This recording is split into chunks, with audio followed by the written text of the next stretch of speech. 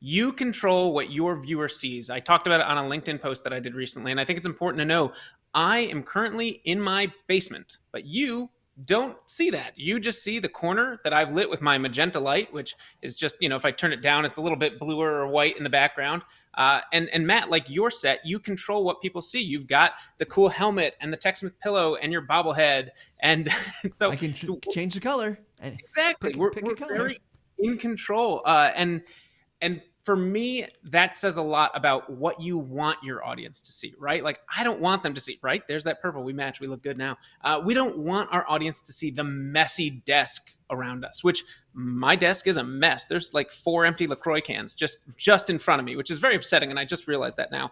But I don't want people to see that. I want them to see a clean background. Maybe I'd even put up some shelves and have a couple toys. It's a little unfinished, this basement of mine, but we're getting there. And so I'm going to control, and I'm going to just have the focus be on what I want it to be on, which is me. And you and I both are doing something called the rule of thirds. Now, Matt is using the upper rule of thirds, where if you split the screen into 3 lines, imagine a tic-tac-toe board across the screen, right? There's 2 Love it. horizontal and 2 vertical lines. His eyes are on that top line. You don't want your eyes in a square of the tic-tac-toe board, right? So if all right, see if I can line myself up. I don't want my head centered. There is something about what we've seen from television and movies that has just gotten us accustomed to these rules of thirds. So if I'm off a little bit, that's good. It gives me a little room to talk to, kind of like if there was a comic book word bubble right here. It gives space for my speech. So there are all sorts of ways to kind of align yourself to be pleasing to the eye. And you're in control of all of that. Whether you've got a crummy webcam that you don't like that much or a great mirrorless, you can still have a bad angle and you can still have a good angle.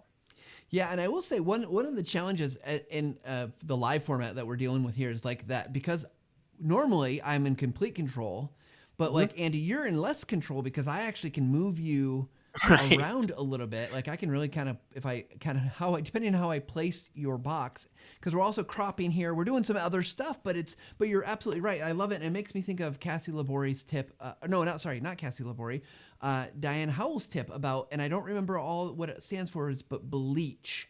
Like when you're thinking about your background, you want to bleach it, and that's like thinking about all the things that are in your lighting, everything that's around you that makes a big difference. Absolutely. Yep. Everything is in the film world. It's called mise en scène. It basically means like you're in control of everything in that scene. So do with it what you will. But I feel nothing in a film, especially, is there by accident. So you can do a little bit of the same at home.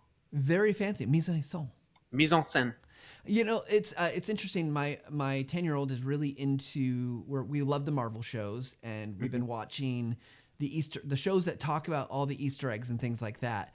And Yeah. it's been super interesting to see all the things that are in the background that just have a place, and it all has purpose. So I love this tip for that very good reason that you are in control. Make it the way Yeah. you want it to look. Absolutely. And I mean, animation, especially if you think about like the old Pixar, Pixar always was hiding like the number A113 from their old college, art classes. In every Pixar movie, you'll see A113. It's in some other things too.